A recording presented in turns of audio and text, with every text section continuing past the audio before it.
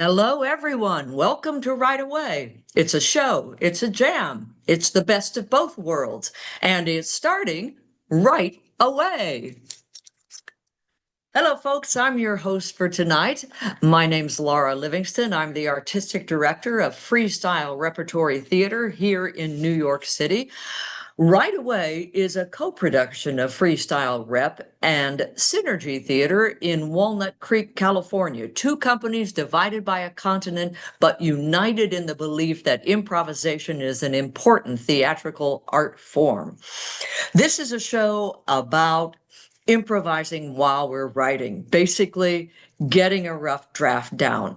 And then what makes it incredibly fun is sharing it with other people right away, hearing our own words interpreted or being able to speak them immediately to a listening and supportive audience. Here's how the show works. We have four playwrights here tonight.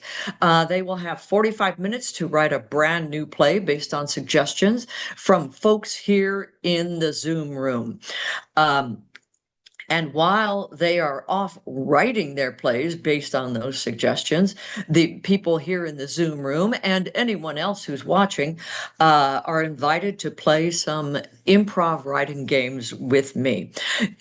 Most people like to use pencil and paper or pen and paper while we're playing these games because it is very helpful to be able to see the screen often, if only for a sense of community with everyone who is here. But you can write on your screen. It just means you're a lot better at juggling different screens than I am. And after each game, we will hear as many of you read what you wrote as want to read it to us. I encourage you to volunteer when that happens, without even considering if whether your writing is good or not. It's not a class. I think of this evening, the jam, more like Mad Libs. It's just very fun to hear how many different directions people have taken the same instructions. After that 45-minute jam is up, the playwrights will return and present the world premiere of the work that they wrote based on audience suggestions. For those of you who are participating live via Zoom, we have asked that you turn your camera off for now, but in a moment, I will be asking you to turn them back on. And I would love it if you do that when I ask you to. I do want you to know that we are streaming live on Facebook and YouTube. So if you're up to no good, keep your camera off. If you woke up with a bad hair day, you can keep your camera off. But actually, we don't mind at all. It's really helpful to keep your camera on. But if you are keeping your camera off, what I'm trying to say is you can still participate. You can still type suggestions into the chat and write things and be volunteers, volunteer to give some suggestions.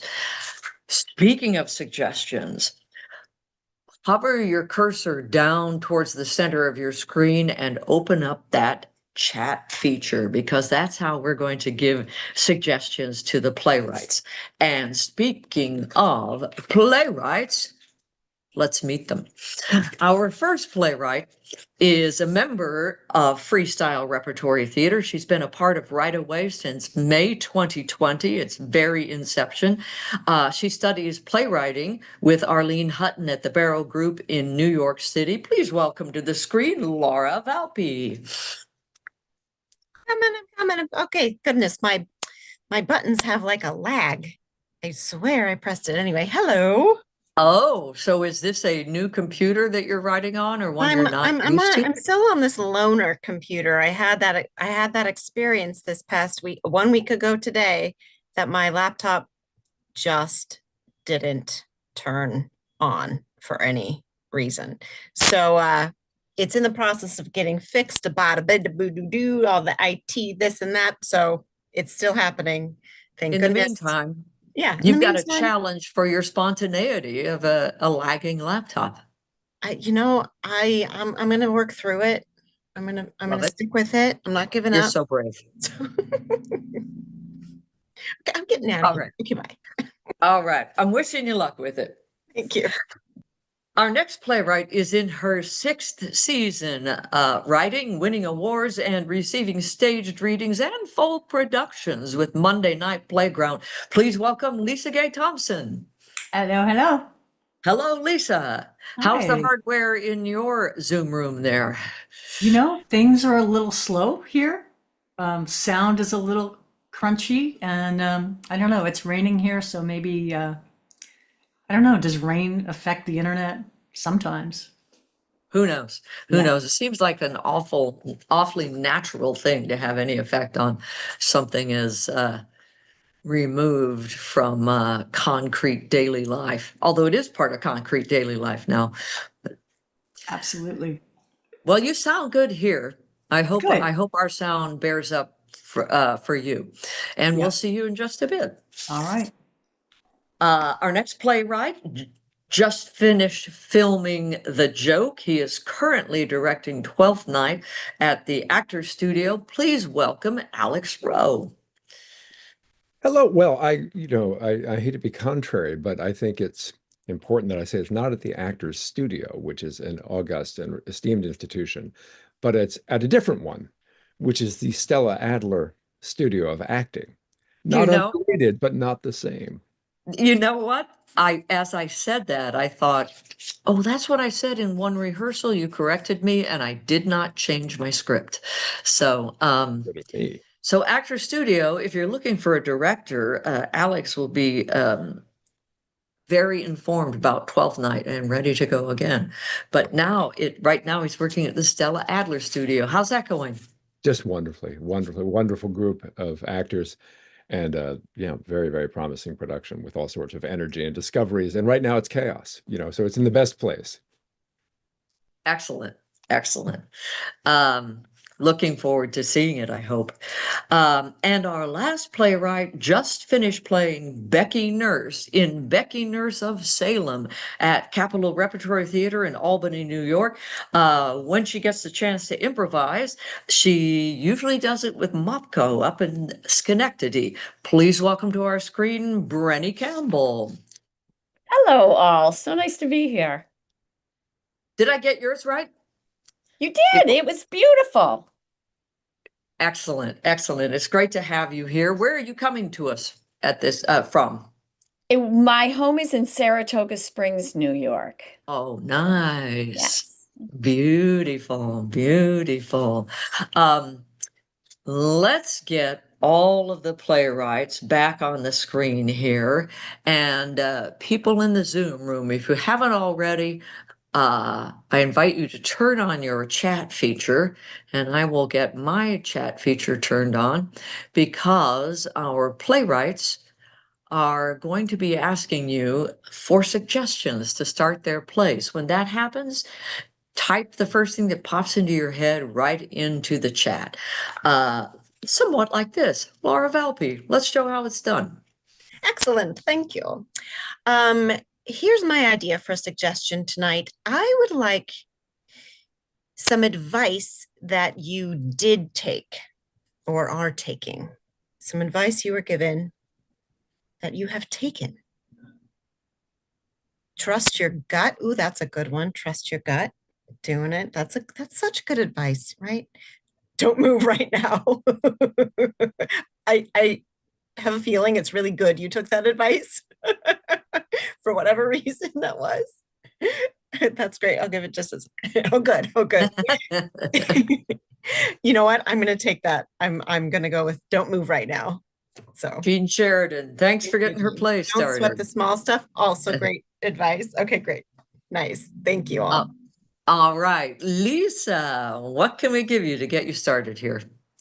I'm thinking about alternates. So give me a playbook, movie, story of any kind, and I'll give you an alternate version of it. If I haven't seen it, I'll just have to make something up.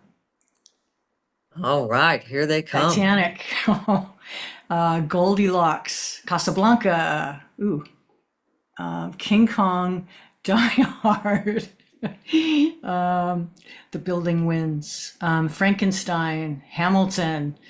Oh my goodness. And I, Titanic. Oh, All wait, right. two more. Rent and Stuart Little. Oh, God, they're all so good. I may incorporate some elements. But your main one is you're being inspired at the moment by Titanic? Is that right? Yeah. Okay. I'm still trying to figure out how to use this new computer that I've got. So awesome. Awesome. Ellen Burr's inspiring your play, just for the record. Alex, what would you like from this Well, I was trying spontaneous to, audience? I'm still trying to think of advice that I've taken, and I just don't think I've ever taken any advice, but I'm willing to take it now. We were talking earlier about murder mysteries, with the vogue for murder mysteries, and I would like a mystery that's not a murder mystery. What kind of mystery might there be?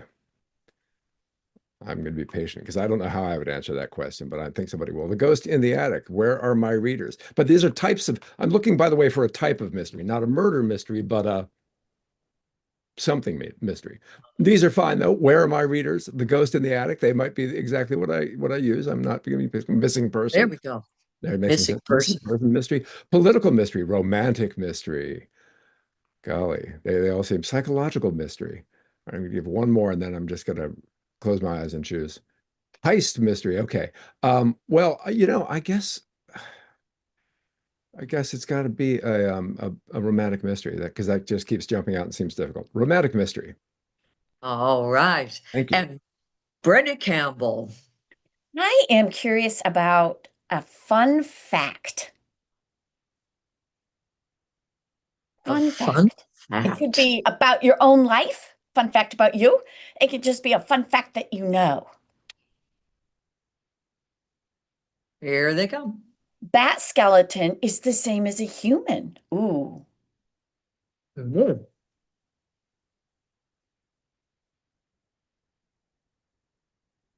In Florida, leaves turn color in February. Ah, there are 775 rooms in Buckingham Palace.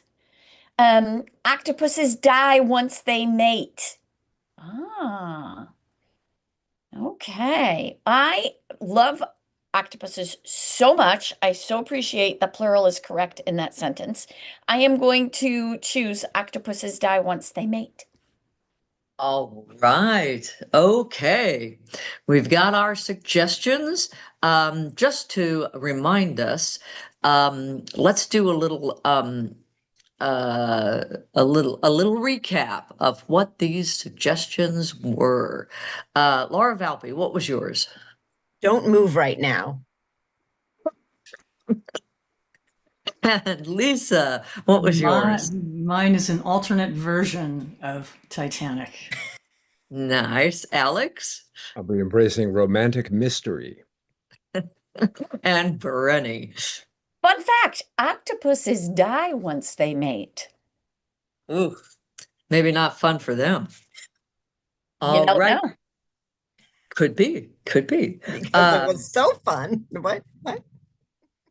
Okay, writers, we're going to send you away in just a couple of seconds for 45 minutes.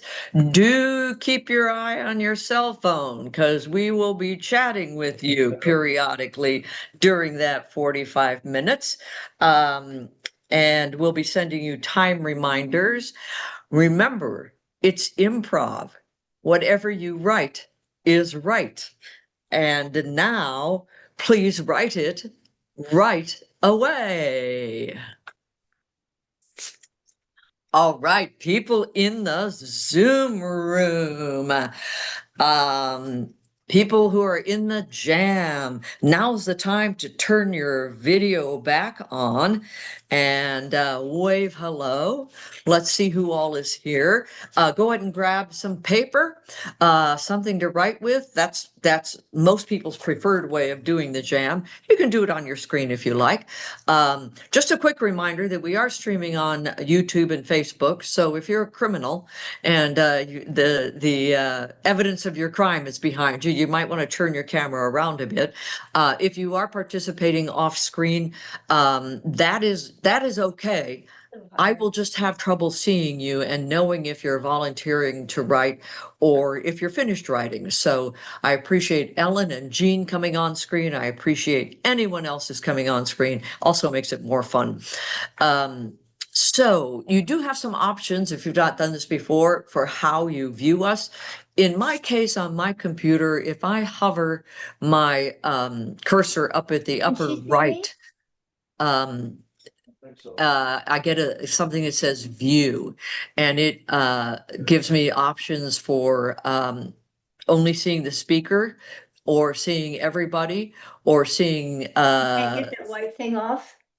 who is this? Oh, this is Maury. Yeah, Maury, can you turn your microphone off just for now? It's good to have you Okay. here.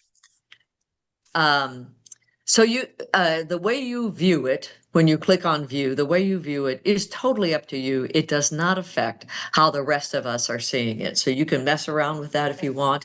You can hide non-video participants. You can see the names of everyone who's here. You can only see the person who's talking. Any of that is a-okay.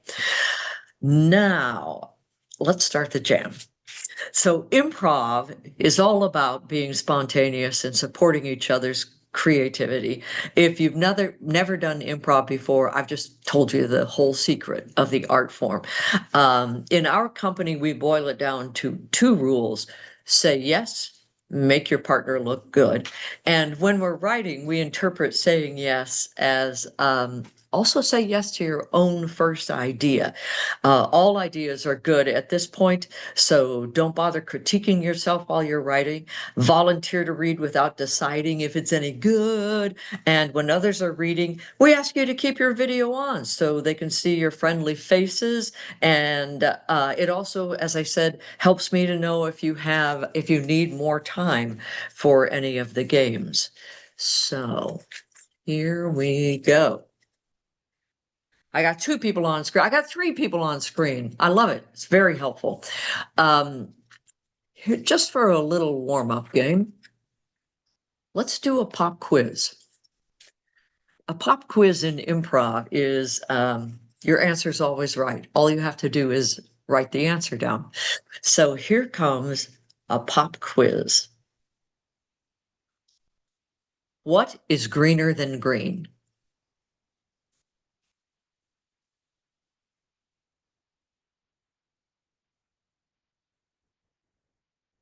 I should say I'm not going to give you very long to write. So do it real quick. The next question is on your paper, because you're going to be reading it to us, Janella. I see you're doing it I think you're doing it in the chat, but do it on a piece of paper. The next question is, what could be more obvious?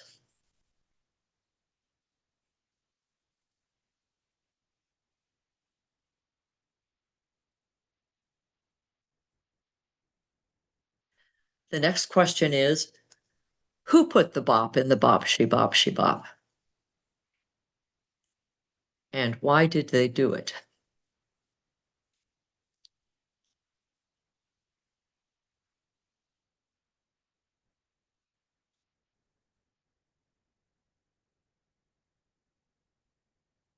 Next question. How do you teach an old dog new tricks?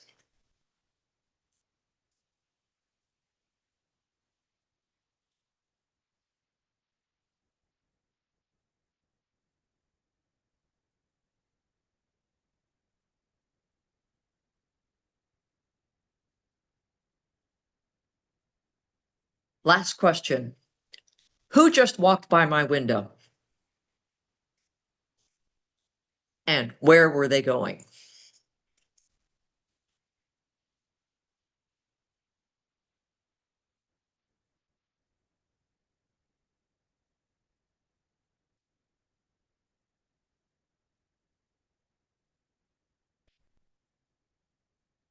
All right. All right. Let's hear some of these. Who wants to, you can raise your hand if you're off screen, I might know Ellen. Ellen's going to be first. If you're off screen, I think there's some way you can do that mechanically, or you could just give me a yell, turn your microphone on and give me a yell.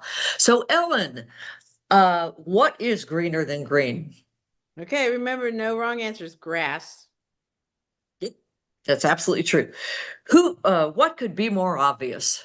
Rain in Spain. What? Oh, wait a second. What did I say? Who put the bop in the bop, she bop, she bop? Betty Boop, because she got tired of Boop. That makes sense. How do you teach an old dog new tricks? Shoot him. And who walked by my window? Mr. Sam, he was on his way to the pho restaurant. Love it. Wonderful. Who's got a contrast here or not? Who's got if anybody's got the same exact answers, I want to know. But Jean, yeah, let's hear it. What is green? I'll read the questions. What is greener than green? Chartreuse. Sure. What could be more obvious? Gum on the bottom of your shoe. Who put the bop in the bop, she bop, she bop? Those that danced Why? because they love to dance. All right. Okay. How do you teach an old dog new tricks?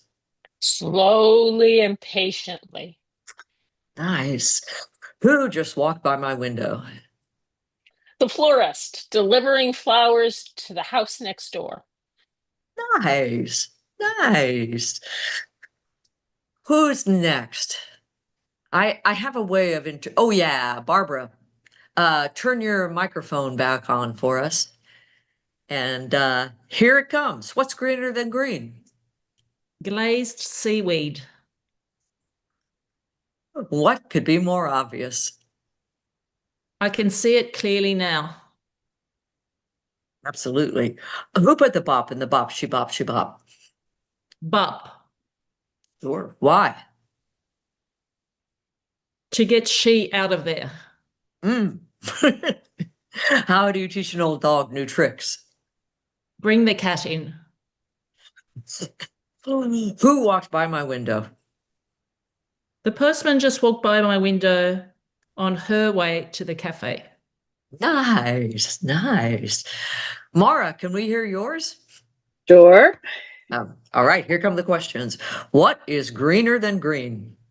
Grass. I was on Yep. the same page as Ellen. Well, it must be true. I think you've just corroborated the. What could be more obvious? Manners. I don't know. Yeah, well, every time somebody has answered this, I thought, oh yeah, obviously. Who put the bop in the bop, she bop, she bop? The Big Bopper. And why? Well, because it's what he does. Oh, sure. How do you teach an old dog new tricks? Patiently and with lots of rewards. Wait. And who just walked by my window? Elvis on his way to the ice cream shop. I knew it. I knew it. Excellent. Excellent. Thank you all so much. What about me? Janella, let's hear Yeah. it. What's greener than green? Money. Uh-huh. What could be more obvious? Trump is nuts. Who put the bop in the bop, she bop, she bop? Dick Clark, because he was high. How do you teach an old dog new tricks? By example, you go out on the lawn and pee. Wow. You're- Who just walked by my window? A curious angel on her way back to heaven. Nice. All right. If anyone else is going to read, just hold on one sec, because not only do these playwrights have to write something in 45 minutes based on suggestions they could not have anticipated, but we are also going to interrupt them with more suggestions that they have to incorporate immediately into their script. So I've just let them know they have 35 minutes left. let's send into them a something that has to do with a prop. You know, a prop is anything that an actor handles on stage. So something that has to do with a prop, like an example of that would be someone opens up an umbrella. That would be an example. So type those suggestions into the chat here.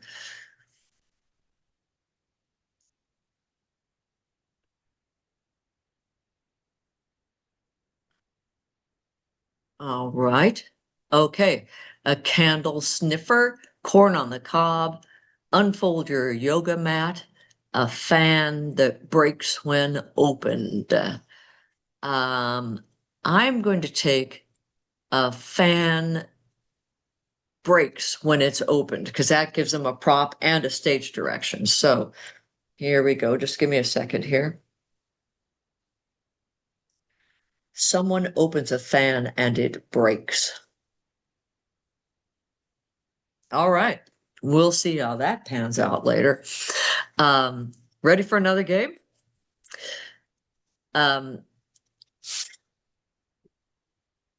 Our co-producer, Ken Adams, the artistic director of Synergy Theater back in Walnut Creek, long ago made up 8-sentence beginnings that will tell a story. If you use these 8-sentence beginnings, they will tell a story. He calls it the story spine. I call it the Once Upon a Time story. And I'm told that it has made the rounds at Pixar and people used it there. So let's write one. This is going to be basically an 8-sentence story. So I'll say the sentence beginning. You don't need to write that down. I'll give you a bit of time to write after each sentence beginning. The first sentence is, once upon a time. And if you could introduce a character in that sentence or sentences, that would be great. But it starts out, once upon a time.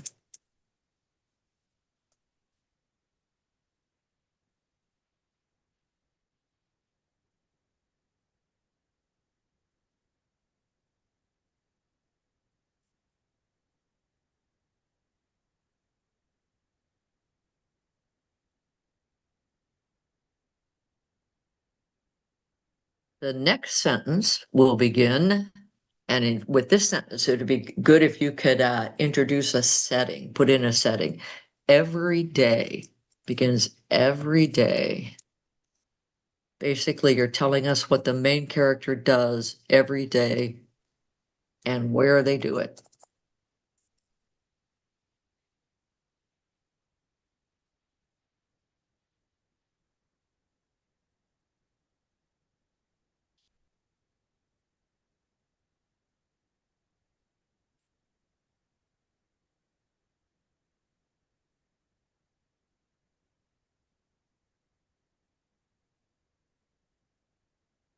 So basically, that's the exposition of your story. But stories are characters dealing with change. So the next sentence will begin, but one day.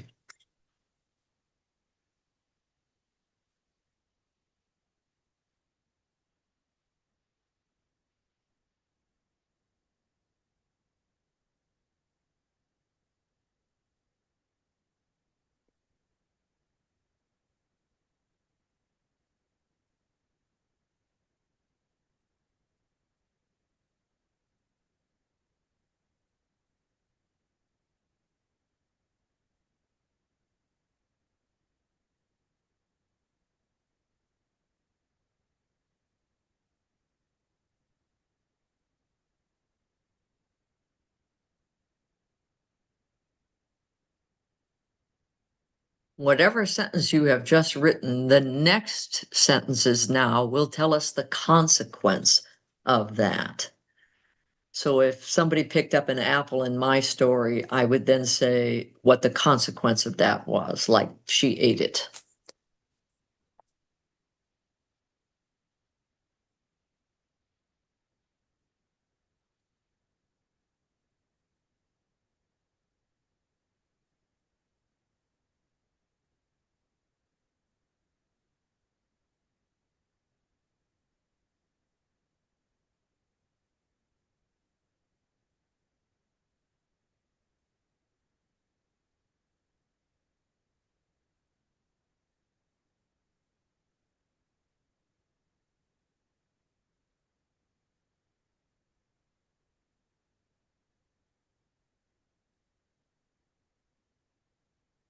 And the next sentence starts us with the consequence of what you just wrote. There is a consequence of the consequence now. And if that doesn't make sense, so much the better.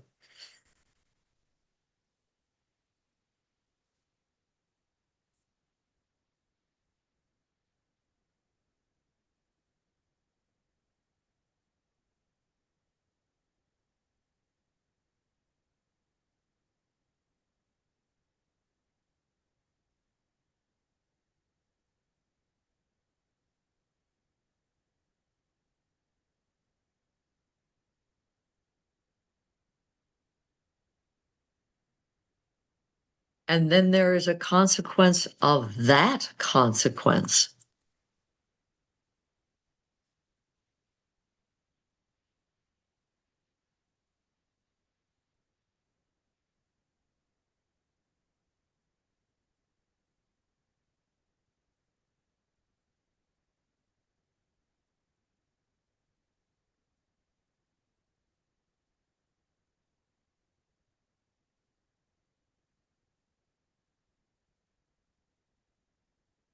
Your next sentence begins, finally.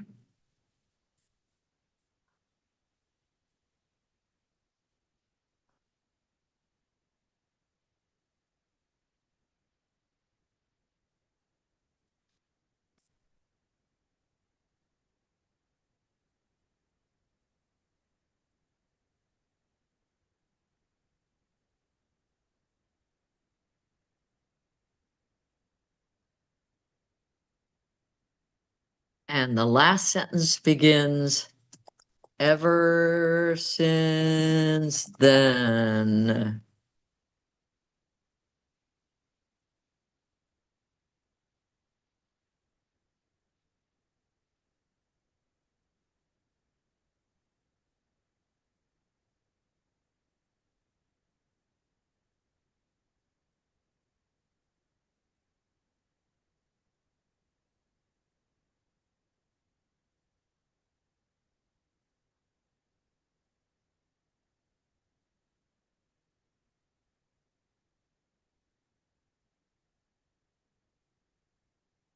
All right, just take 10 seconds to wrap up if you haven't already.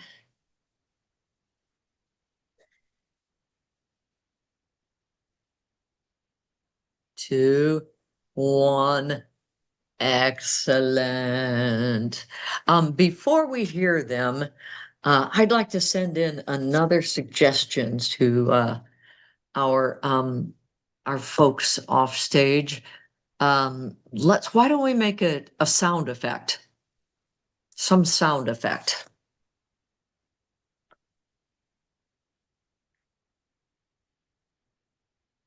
Like there's a whistle. Yeah, like that. Tires on a rainy road, clippity clop. Like this, yeah. Oh, tearing of cellophane. Crying. Oh, man. Smoke alarm going off. Oh, man, these are just, I sit and read them and then I realize I'm just giving myself a quandary trying to pick which one. I'm going to say there is the sound, there is a clippity clop sound. Yeah, I'll just let them make of that what they like. Clippity clop.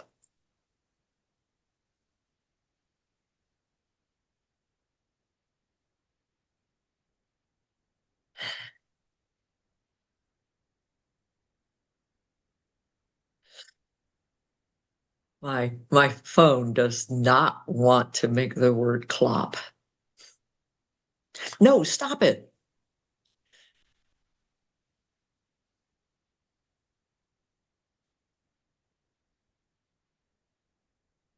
All right. That was hard, making my intelligent phone spell the word clop. All right, let's hear. I put in the chat, you're going to have to spin up there to see it. And for those who are watching the video or watching somewhere where you can't see our chat, I will just say what this Ken Adams story spine is, because it's really good. You will end up telling a story if you use these sentence beginnings in this order. Once upon a time, every day, but one day, the consequence of that was, the consequence of that was, the consequence of that was, finally, ever since then. So let's hear how it turned out. It's the sentence beginnings, you can use them or not as whatever you think works with your story. They're in the chat if you want to read them in. So who is going to read their story to us?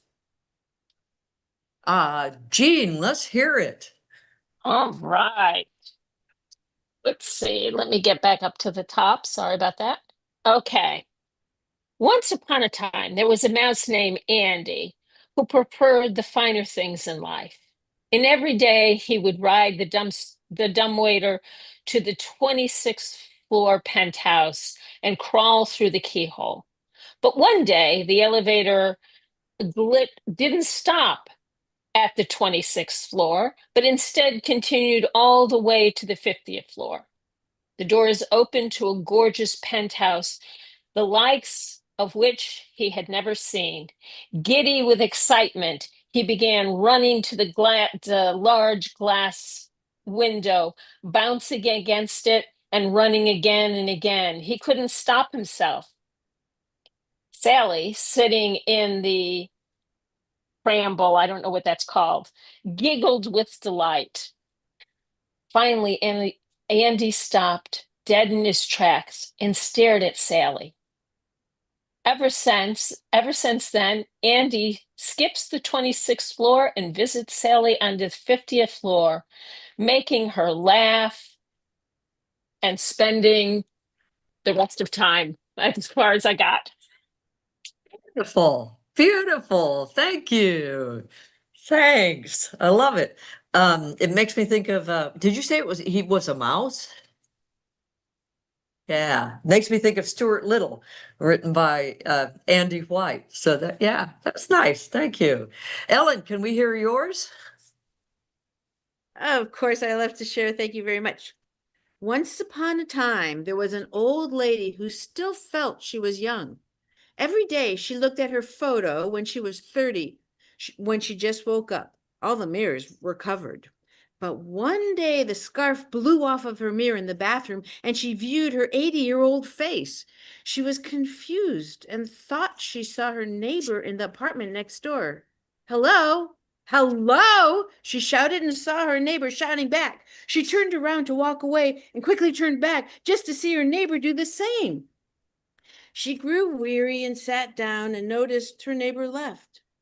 Ever since then, she went to the mirror every day to say hello. She started to comb her hair and put on makeup and say nice things to the woman on the other side. Oh, man, two completely different genres of writing there. That's amazing. I love it. Thank you so much, Ellen. Mara, can we hear yours? Certainly, mine's a lot more simplistic Excellent. than I you love it. ladies. So, once upon a time, a beautiful princess stumbled into the glade in the forest. Every day, she loved to eat toast and jam for breakfast in her garden. But one day, there was no jam to be found anywhere. The consequence of that was that she had to eat dry bread, and she hated dry bread. She couldn't finish it. She was so hungry. But then the queen walked in with a fresh jar of blueberry lemon marmalade. The princess now makes sure that she always has at least 2 jars in the cupboard. Nice. I love it. Wow. I love how all three of you really went with a genre. And I think Once Upon a Time, the the fairy tale, it leads you to fairy tale. I love simplicity and going with the obvious. That's great. Janella, I don't know if you're volunteering or not. You're going to have to tell me. Okay, sure. Can you All hear right. me? Yes, I can. Okay. Every day, Miss H wakes up and watches TV, goes on the internet, and walks around the block. She has a serious disease. It's called boredom. But one day, she gets a call to star in a Broadway show. She was scared because she was so rusty. She got out of bed, ran 2 miles, swam 100 laps, hit a and ate blueberries. Oh my gosh, it all made her feel good, something she hadn't felt in years. Can she handle feeling good? Well, she'll try. Finally, she goes to pick up the script. Ever since then, the boredom has stopped and life is worth living. Ha ha ha! What a concept. The end. Being a Broadway show. That's all you need. Excellent. Thank you. Did we have 2 stories have blueberries in it? What was the jam in yours, Maura? Oh, blueberry lemon marmalade. Yeah. Ah, How strange. well, there's a doctor, kind of a famous doctor, and he's raving about blueberries lately. Oh. Everyone's saying we should be eating blueberries. All So, right. Okay. All right, let me just yeah. You know what? I think let's send them another suggestion. It's a nice stopping point here. So you have 17 minutes. All right.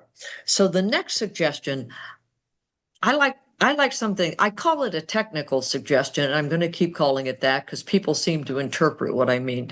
It's the kind of thing where we haven't specifically told them, like, use this prop or this stage direction or this sound effect, but we've just told them to do something in the writing.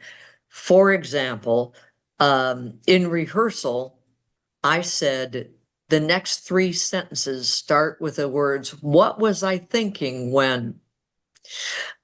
Something like that. One time in performance, an audience member suggested that they all have to start their plays over again. So it's something done in the just mechanics of writing it. And if that doesn't make absolute sense to you, put a suggestion in anyway, because it's just a prompt to get a suggestion.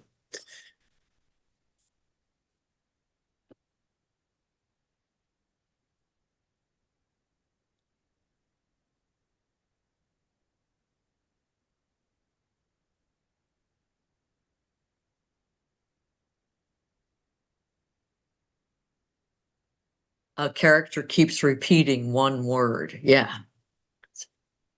The actors run into each other. Exit stage left. I love it. I love it.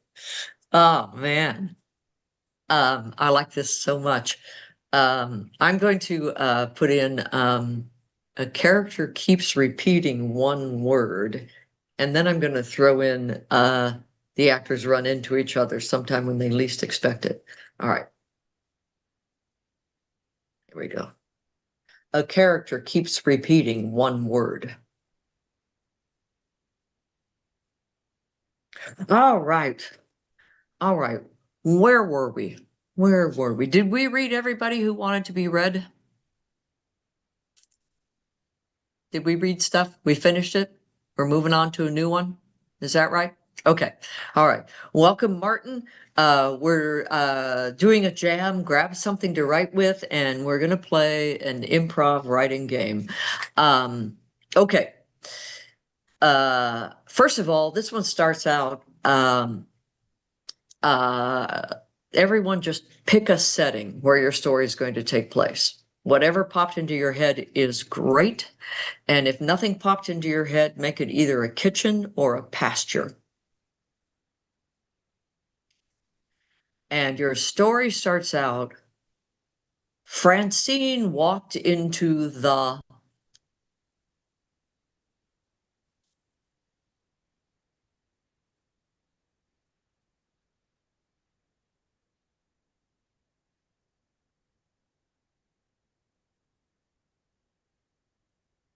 describe that setting.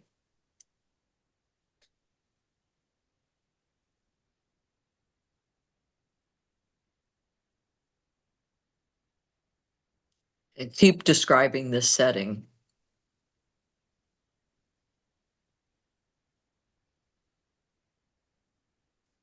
And in the setting description, please include what it smells like.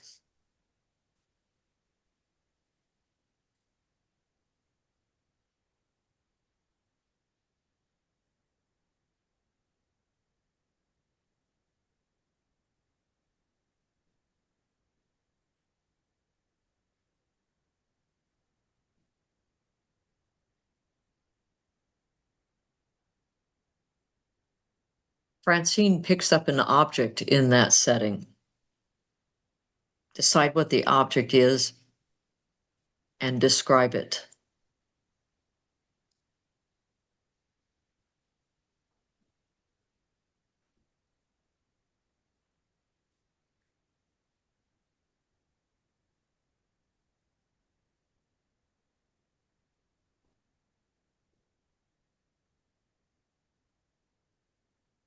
And describe how that object is like Francine's mood.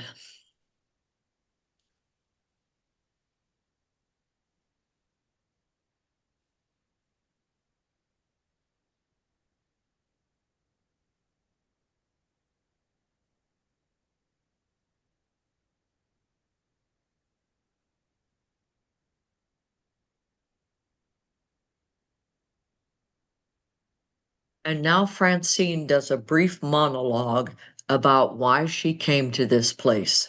Write her monologue.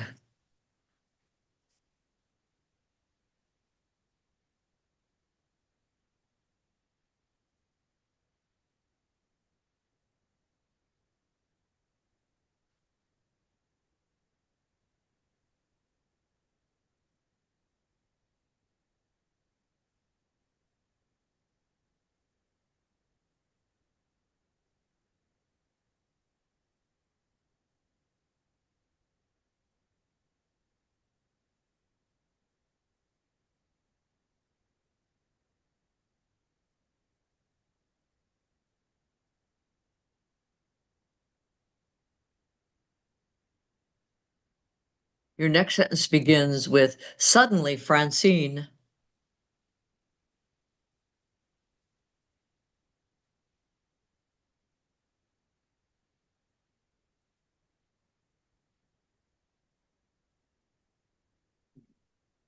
The next sentence begins, to her surprise.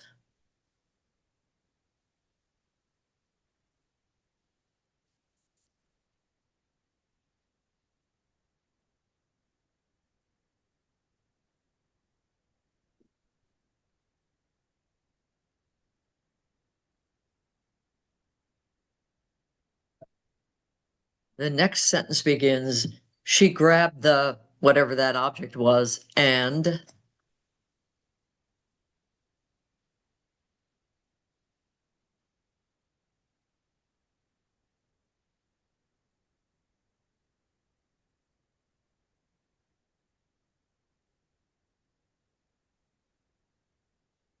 the last sentence begins, at last.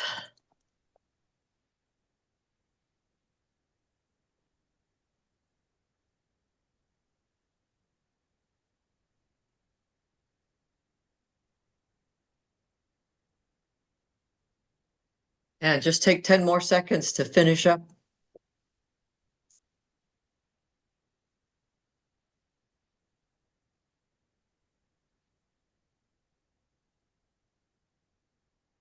And I would love to hear some. I just want to say, Tyler, Pinky, Maury, if you want to read, be sure and give me a shout. Martin, if you want to turn your camera on, that's encouraged as well. But if you wrote without and don't want to turn your camera on, you'll have to give me a shout to let me know if you want to read yours. Janella, if you're there, I've been making you go last because I don't see you, so I kind of lose track of you. Do you want to read That's first? okay. That's okay. Well, it's kind of weird. It's gonna Francine, be weird. It was a weird bunch of prompts. it's kind of true too. Francine was she ran the senior center home. She picked up a microphone and told everyone to go to their rooms. The mic is hard and cold like Francine. She said, I came here because I needed a job. I lucked into this. I'm not prepared. Suddenly, Francine sees the cops. To her surprise, she's taken off campus. She grabbed the mic and asked for help. Wait a minute, where is it? But nobody responded. Wait, I can't find what else I wrote. No one helped. At last, she got what she deserved: exposed and jobless. Yay! Sorry, Excellent. Thank you. That was you're great. kidding. It No. was. It was very fun and just. It was a just story. Maura, you want to go next? Well, I have some gaps in mine. That's don't the have to thing run here. along. Everything you do is right. Because all we want to know is, what did you write? Francine walked into the screened-in porch. The floor was made of bricks, rather haphazardly set and uneven. The door squeaked, and the porch had a mildewed smell. Francine walked over and picked up a book that was sitting open, spine cracked, on the bench. The book reminded Francine of herself, discarded and with a cracked spine. Then I missed the monologue. Suddenly, Francine threw the book across the room and into a dark corner. To her surprise, it came flying back. She grabbed the book and stormed out. That was as far as I could. Wonderful. Thank you. Lovely. Jean, can we hear yours? It's a hot mess, but yes. And I just want to say the other three, there's some solid bones in those first three that we listened to. So, okay. Francine walked into the garden on a glorious summer day. The dew had already burned off, and the summer it still smelled of early summer. When there were barely blossoms, the smell of fresh cut grass and ripening tomatoes hung in the air. As she sat down on the porch swing, coffee in hand, she is aware that the lightness in her heart matched the day. Oh, how wonderful to be alive, to be here in this unexpected setting. It's not at all what she had booked, and yet everything about it was perfect. The weight of the past week began to lift from her shoulders. The coffee tasted like the grounding she needed. That's as far I stopped listening to you at some point because I just couldn't keep up. That's that's perfectly all right, and it's great that you do keep up at all. I'm going to take a moment here. They've got almost 5 minutes left, and let's send them a lighting cue. It'll be their last suggestion.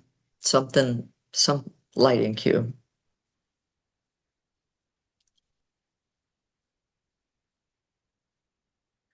Fade to black. There you go. The light bulb bursts. Is that what that? Yeah, okay. All right. I'm gonna give them fade to black. We'll see how many of them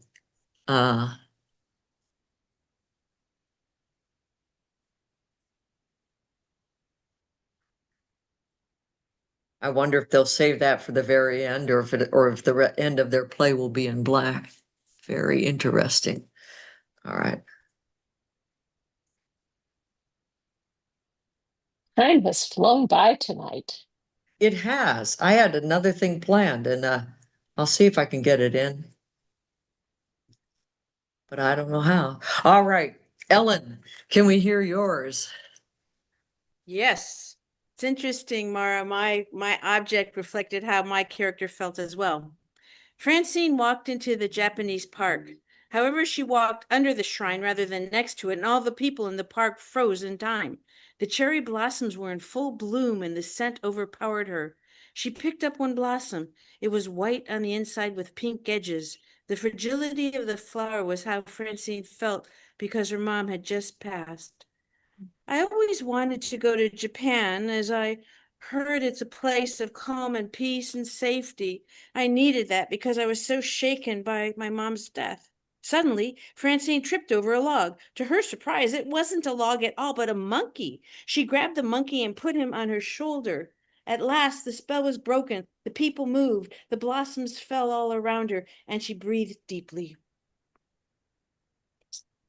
Oh, beautiful. Beautiful. Oh man, we have less than 3 minutes left, and I have a really long exercise, but let me see if I can make it short. We do this game in improv where a character speaks and then somebody tells them their stage directions, like, hello, she said, opening the door.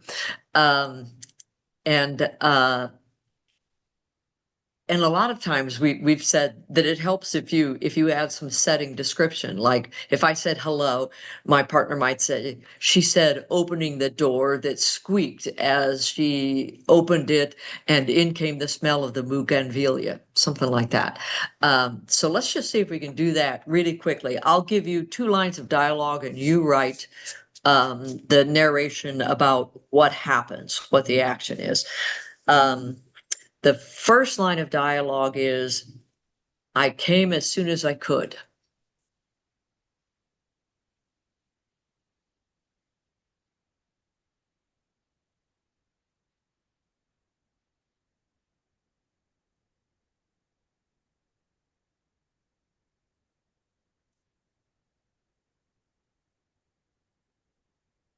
The second line of dialogue is, take a look at this.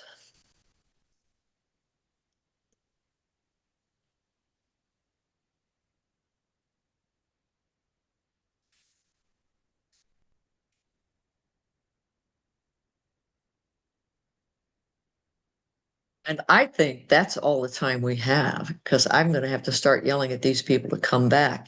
Can we just hear the beginnings of what people were starting?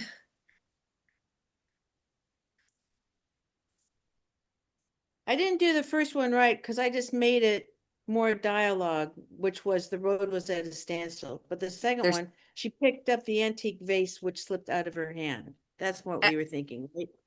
Excellent, excellent. Just because it's not what I thought the direction was, doesn't mean you're wrong. It's just to prompt writing. What did you write, Ellen? That was me. Oh, that was you. That was I me. thought that I didn't see your lips moving. Janello, did you get something written? I came as soon as I could. Everyone, you have got to put your clothes back on.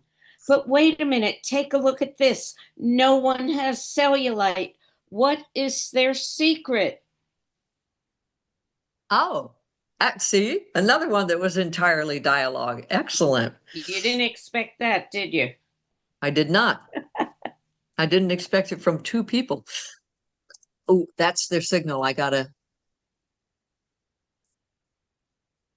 I'm going to be calling them back. So let's hear. Who did I not call on yet? Mara, you want to read yours? Sure. I came as soon as I could. I ran down the rainy street, slick with wet leaves. Nice. And then what was the statement for the second one? This is so dangerous. No, take a look at this. That was going to Here be we the go. rest of it. Take a look at this. Take a look at this. Would you believe the article in the newspaper shows my brother? Nice. Nice. Thank you. Jean, you were prompted. You're still writing. Can we hear what you've got? All right. I came as soon as I could as she rushed into the kitchen, seeing her aunt lying on the kitchen floor. As the paramedics arrived, she pointed to the disjointed, humorous, and said, "Look at this." Nice. Nice. And who did I leave out? Did I leave someone out? Is there someone who was going to read and I didn't call on? Got everybody. All right, cool. Welcome back, playwrights. How'd it go? I guess we'll find out what that means pretty soon. So we had a great jam. We didn't we just wrote like crazy, and we were in the midst of something. Thanks for coming back quietly so we could hear the beginnings of another whole story. It's been really great. Here's what's going to happen now. We're going to take a little intermission in just a bit because the playwrights have to cast their plays. In that intermission, if you want to check out Freestyle Repertory Theater's website or Synergy Theater's website, I've written them in the chat here, and they are in fact freestylrep.org and synergytheater.com. And if you want to give a donation to keep this whole project or just our companies going, we do so very much appreciate that. We also have a Facebook page called Right Away Afterwards. And that's just for people who've done Right Away. If you want to join that, just go to Facebook, look up Right Away Afterwards. Or you can hang around and watch the madness unfold as we cast these plays. Whatever you decide to do, would everyone please meet us back here at 31 minutes past whatever hour you happen to be in.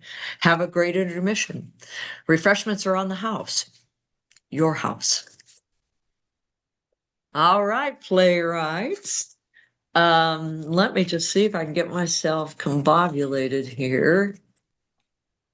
Yep. Laura Valpy, who do you need in your play? Please, oh please, may I have Brenny and Lisa playing sisters named Karen and Barbara. How about Brenny play Barbara, and Lisa, will you please play Karen? And then Alex, would you pop in to play the park ranger? It's not a big part, he just has a little bit. I will. And that's it. All right. Lisa Thompson. I've got a classic two-hander in the middle of the Atlantic. Alex, will you be Jack, and Brenny, would you be Rose? I hope I don't have to have ever seen this film. No. No, not relevant. Alex, who do you need? I think I need Laura Valpy to play Hal, and Lisa Thompson, would you play Mary? Yes. And Brenny. You're muted. I also have siblings. Laura Valpy, would you play Josie? And Alex, would you play her brother Lewis? I will. All right. Attach those plays to the email that I sent you earlier, and reply all so we can all have them on hand just in case.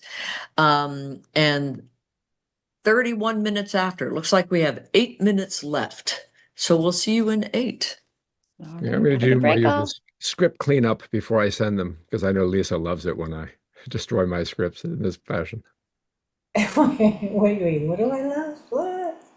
I always try and clean up the scripts, and I end up, inserting code into the middle of the line. Oh, I'm going to set all the names, so the names Hal and Mary are instead of 1 and 2. So I'm going to do that.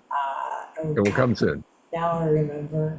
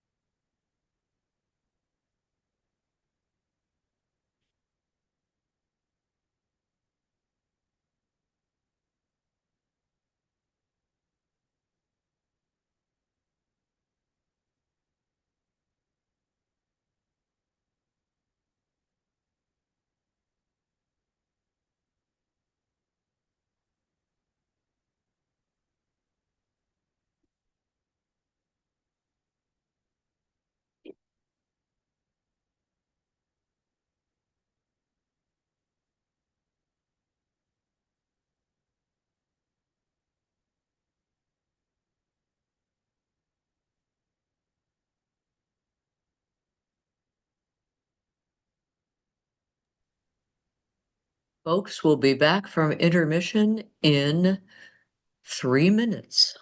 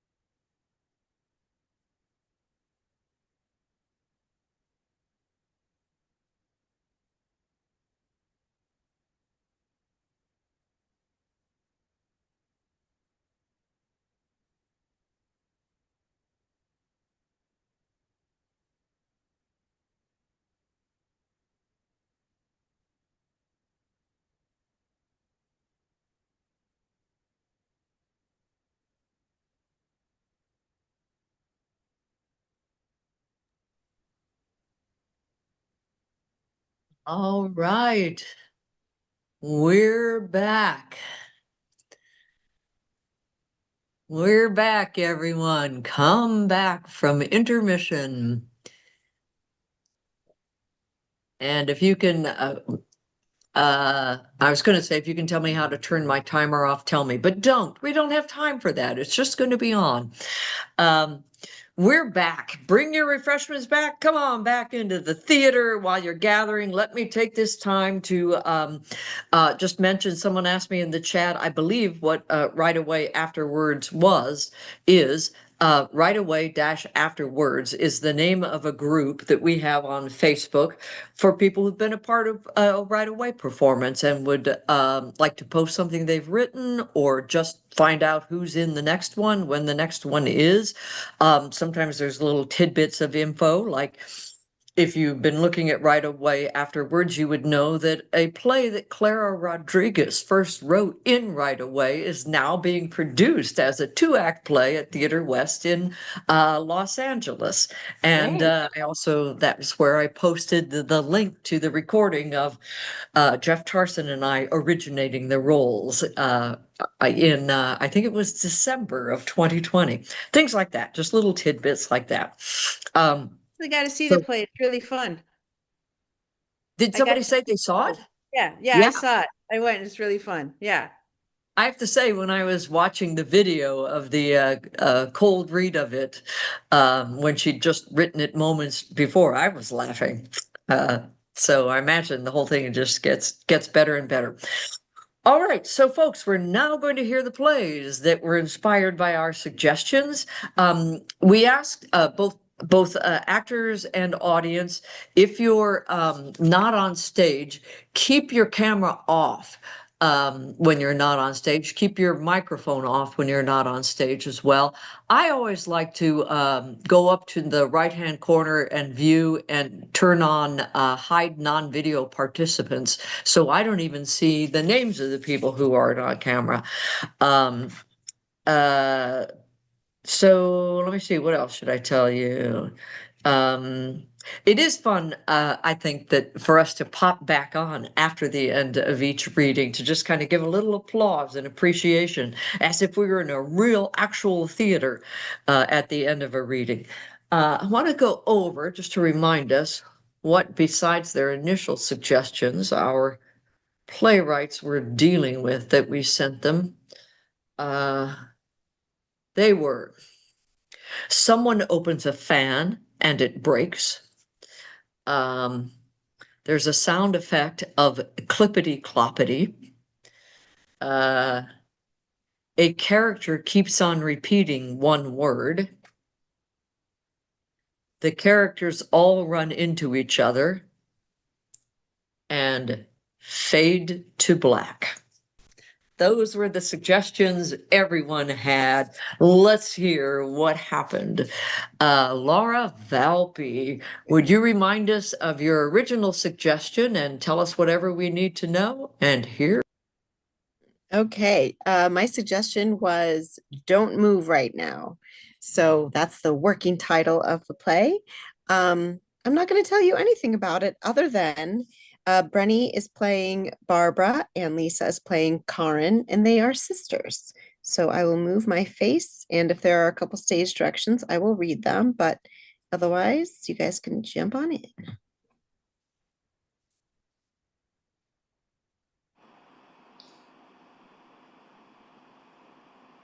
Don't move right now. Ah, don't scream at me. Barbara, don't move a muscle. What is it? Oh God, is there something on me? Get it off. You're freaking me out. Oh my God, I hate camping. I hate hiking. I hate the outdoors. Why am I here? Why did you bring me here? Barbara, just stay still for a second. I am, but I don't know why. Okay, I will tell you. But it's very, very important that when I tell you, you don't freak out. You really need to stay still. Can you do that? Okay, I'm ready. This bridge is breaking. I'm sorry, what? You said you wouldn't freak out. How in the world is this bridge breaking? It looked fine a moment ago when we started to cross it, and now you're telling me that... I'm telling you that when you crossed the midpoint there, and I was back here, I felt us go up like a teeter-totter. Look behind me. Look in front of you. This bridge was never actually connected to the land across the river. So if I move... Or if I move... We're both going down.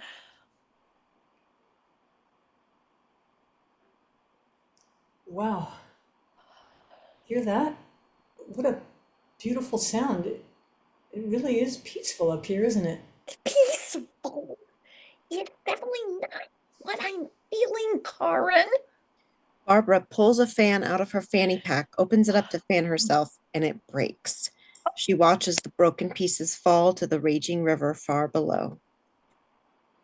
None of this is making sense, Karen. How did we get into this mess? We've gotten ourselves out of thicker messes, don't you think, sis? I honestly can't think of any mess we've had to get out of that wasn't on account of you in the first place. What? No way. What about when we went traveling through Europe by train and remember that one time that we accidentally ended up on a train going all the way back to Munich because we were looking at an old train schedule, but the tickets we bought weren't going to take us that far, so... That's not what I'm talking about. I am talking about the little mishaps when we were kids. I'm not talking about that. I'm talking about real stuff, Karen. Like actual life stuff.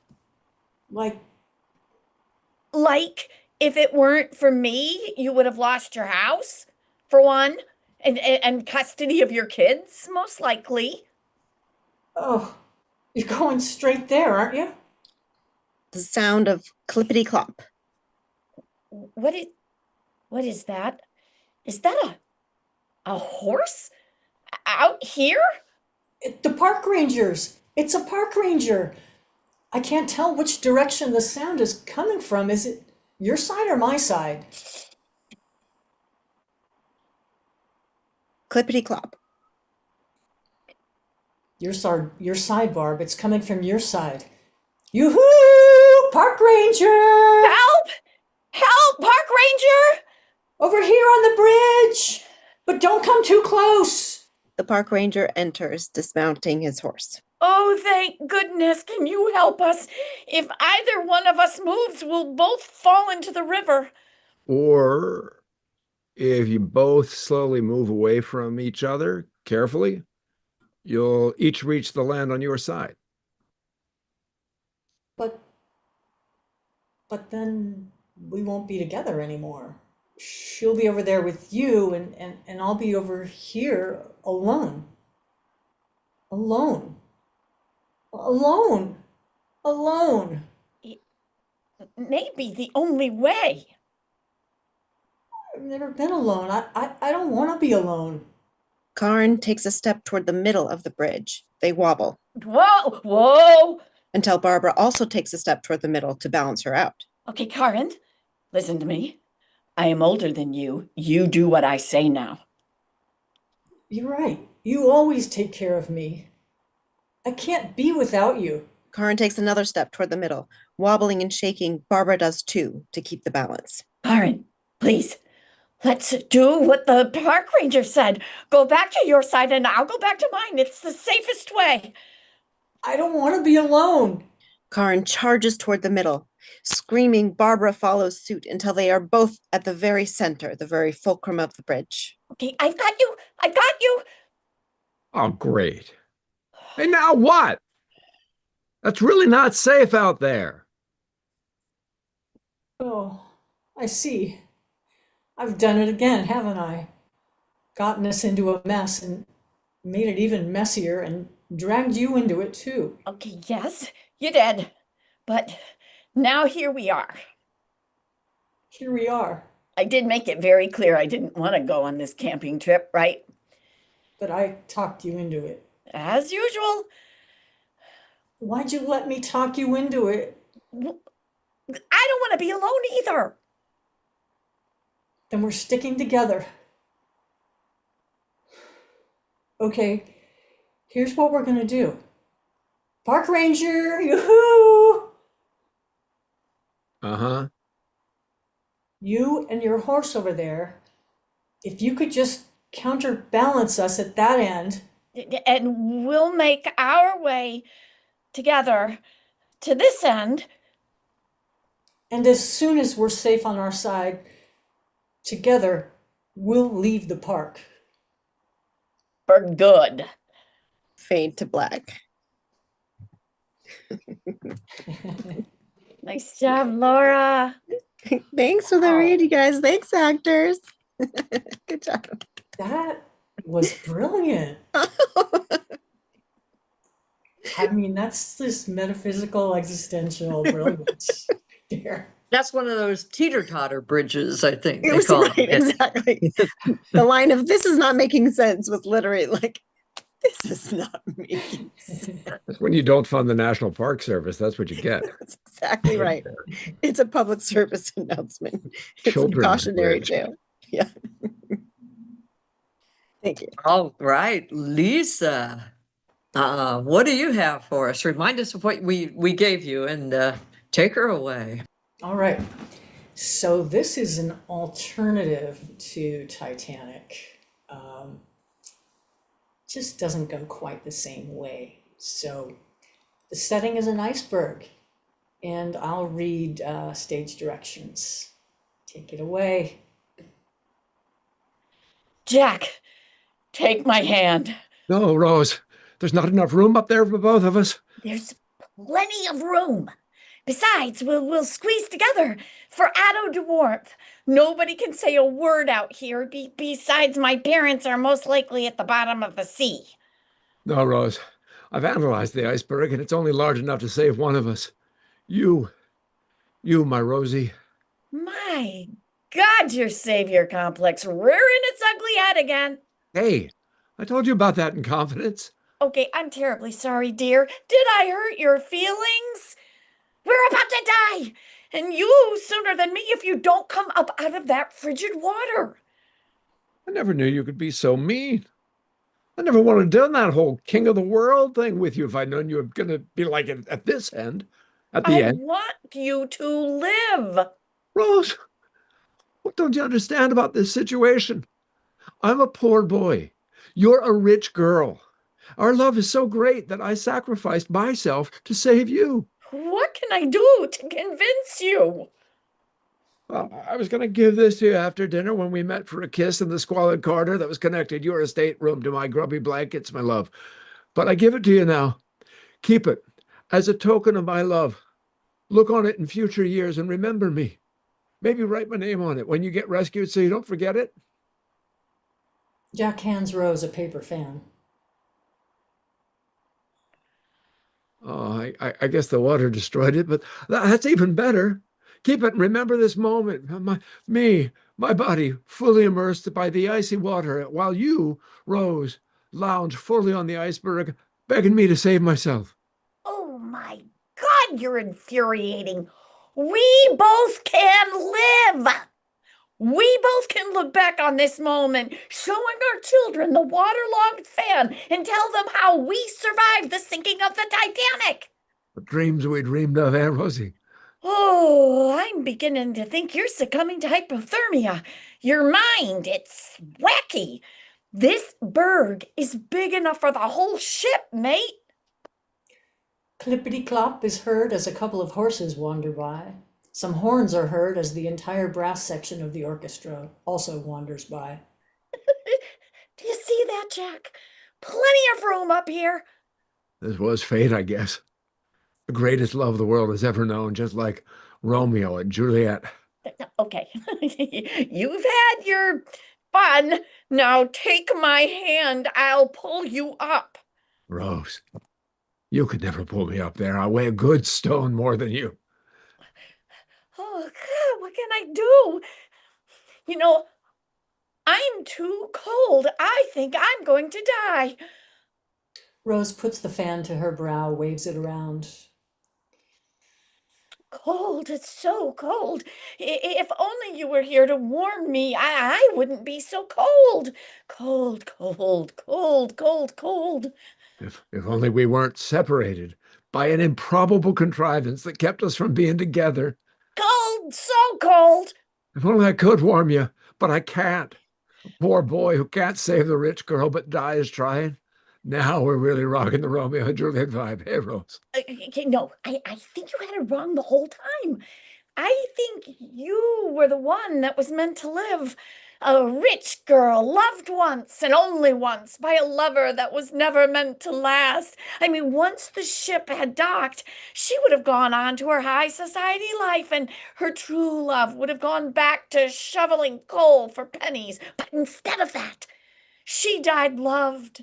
And having known love, poor Jack, poor heartbroken, broken-hearted, having lost his love, must continue on because he is broken-hearted and refuses to love again. He works hard after being rescued and builds a fortune in a new land. You think so? I know so, Jack. I'm dying. Please hold on to me in my final moments. Jack pulls himself up onto the iceberg and runs smack into Rose. She falls over the edge and into the water. Okay, pull me up, Jack. I thought you were dying. Oh, but I feel better now. Pull me up. We both live. I wish I could. Cold. It's so cold. I truly am cold. You hang in there, Rose. You get kind of used to it. Poor broken-hearted boy. Poor freezing rich girl. So sad. So epic. Greatest love story ever told. Hey, Rosie.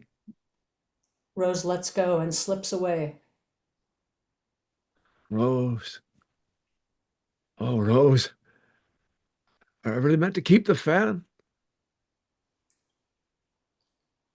The end.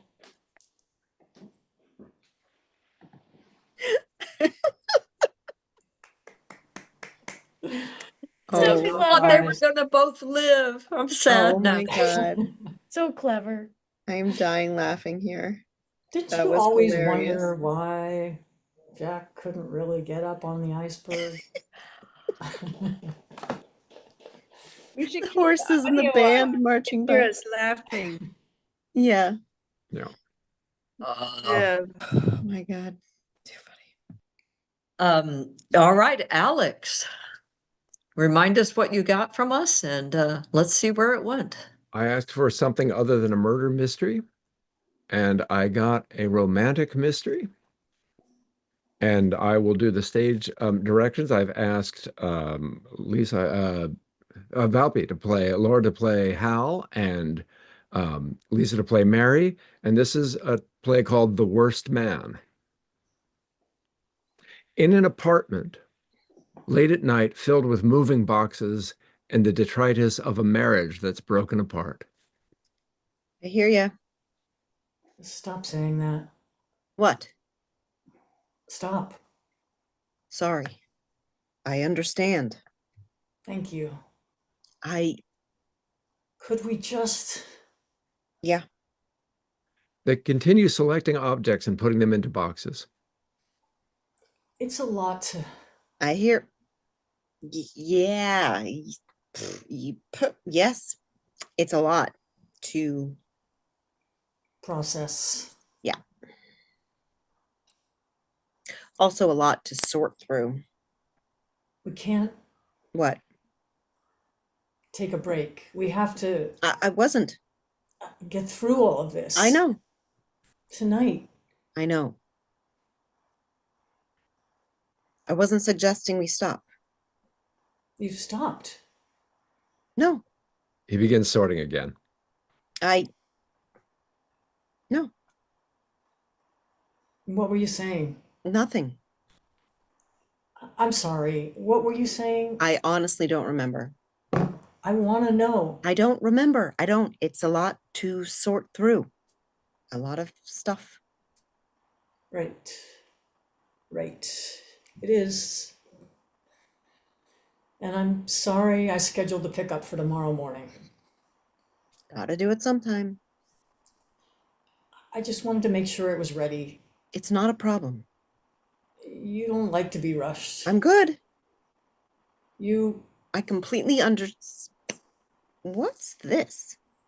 He holds up a Oh. fan. Oh, it was Claire's. Oh. Let me... He hands it to Mary, who opens it. Oh no. The fan breaks. Oh shit. That was Claire's? Yes. I was always a big fan. I don't know why I asked you to help. I'm like the worst man. I didn't say... No, it's good. Not like the best man, the opposite of it, the worst man. That's not really funny. Made of dishonor? Please. I don't mean to be funny. We're the friends undoing the marriage. Wasn't that the fan she carried in the ceremony? Yes. Right. And remember how they arrived? On horseback. Right. It was super romantic. It was like a fairy tale. Magical. She had only known him for a little while after she came home, but it was almost like she was under a spell. A spell. She was different when she came back. And she hid her face behind the fan as she entered the gazebo. Sound effects of clippity-clop, clippity-clop. I remember. Wedding music is heard. I remember it really clearly. Bells. And now it's over. All the sound stops. Like the fan. We are needed to undo the ceremony. Let's keep... I'm doing pretty well. Here, I think this is your side. Hal holds up a bud vase. Thank you. Did you know I knew her before Ben did? No. I did. She never told you about me? No, I didn't think you knew her. Cairo. Cairo? You were in Cairo? I was the guy in Cairo. No, I don't. The lights go dim whenever I say farewell. The only thing I think of is time will tell. Will we ever meet again? Will the stars come out and then? Will you know me? Will I tell you? Carry on. Music continues, though he stops singing. Sandstorm. She always told me she wrote to someone. Sandstorm. I said I'd hoped we'd meet sometime, Sandstorm. but I couldn't make the wedding, so She said you weren't really a person. she said you definitely were. She said she just romanticized a relationship. It was so mysterious. And she came home and married Ben. Didn't you think it was awfully sudden? Suddenly, Mary leaps up and runs to the door. Hal is as quick, and they run into each other. They sprawl among the boxes and belongings. I told her it wasn't right for us, or something petty, but I knew every time she mentioned you, she talked about you all the time. I knew Claire and I could never, because my heart wasn't mine to give. I thought she made him up. She didn't make me up. Hal puts his hand down to sit up. Ouch. He picks up the thing he put his hand on. It's a diamond ring. I knew I'd find it. What? It's the ring. But that doesn't belong to Ben. No, it belongs to you. He kneels and hands her the ring as the lights fade to black. Dun, dun, dun. I do. Nice. I will. Cairo. Nice. Wow. Wow. Yeah. Oh, very mysterious too. Yes, yes. Very. I love it. Okay.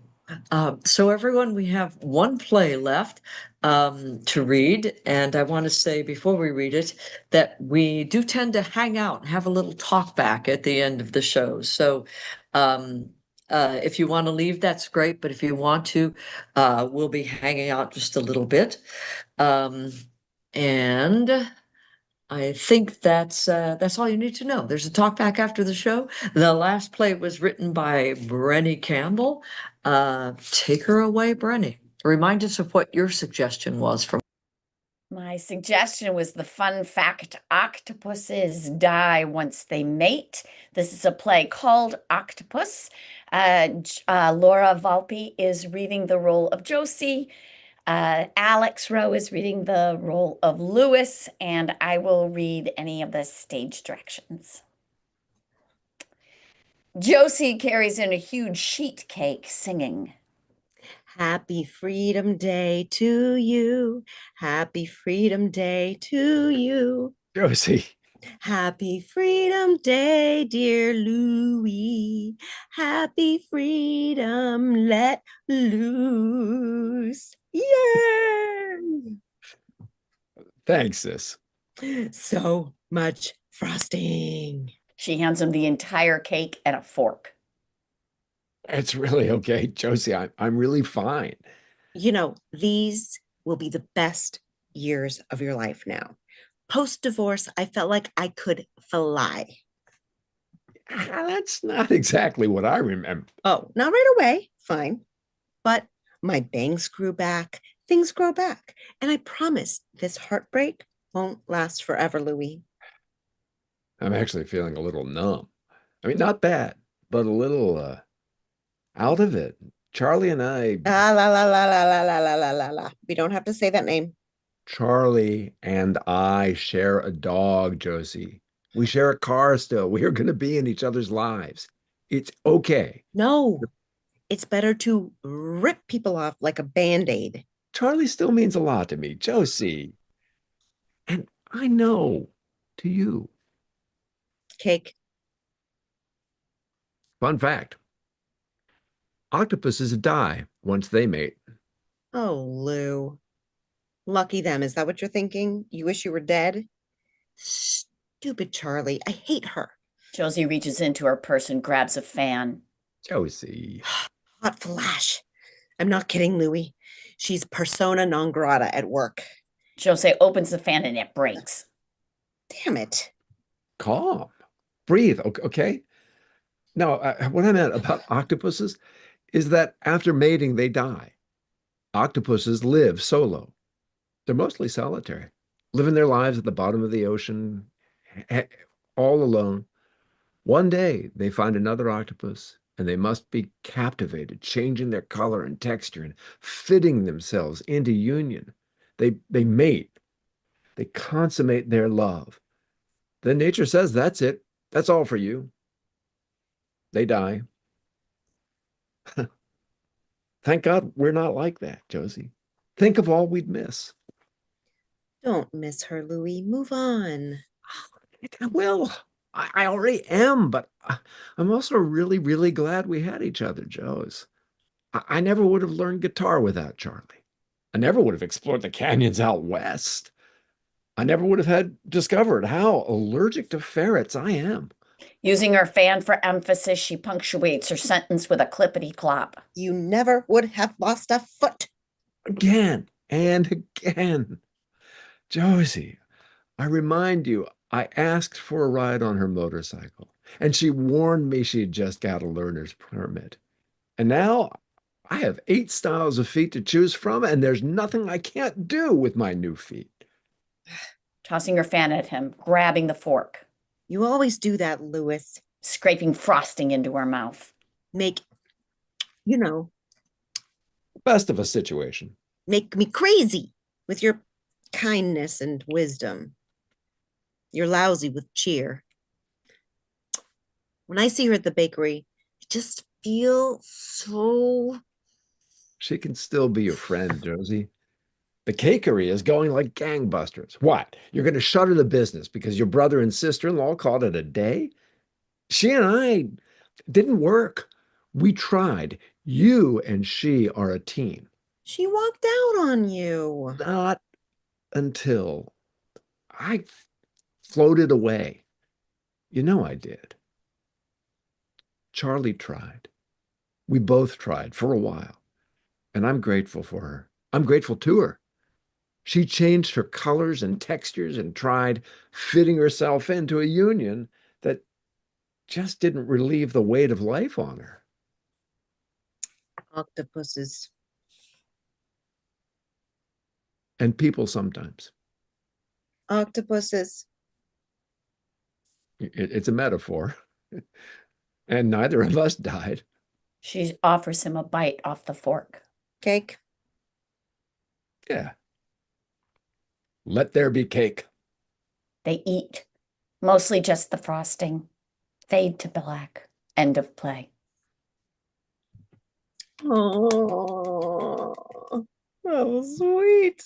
I love that we made Laura Volpe sing twice. It's my secret design all the time. Get Valpy to sing.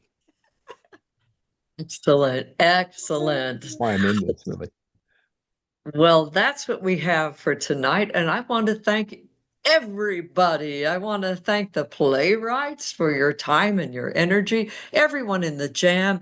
Thank you so much. Those of you who turned your cameras on. Thank you to those who didn't, but stayed with us. And we just really enjoy getting together to make this show and to create these plays and to hear what people do, all starting out with the same ideas. Thanks for taking creative risks and for trusting yourselves.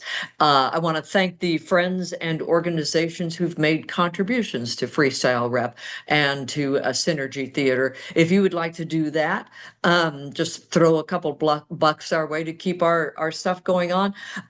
We are at freestylerep.org, and Synergy Theater is at synergytheater.com. Our next round of this is going to be on December 15th. I know amongst the people who you don't see that will be with us are Kat Coppett and Hortense Gerardo, both of whom have done this show before and might be familiar to some. We hope you will enjoy. We hope you'll bring people back to join us. I also want to thank the New York State Council on the Arts for as long as I can, as long as they're able to help keep our venture going here in New York. Thanks to everyone. If you're sticking around for the talk back, that's going to be starting now. If you have to leave, thanks for coming. Please join us on December 15th.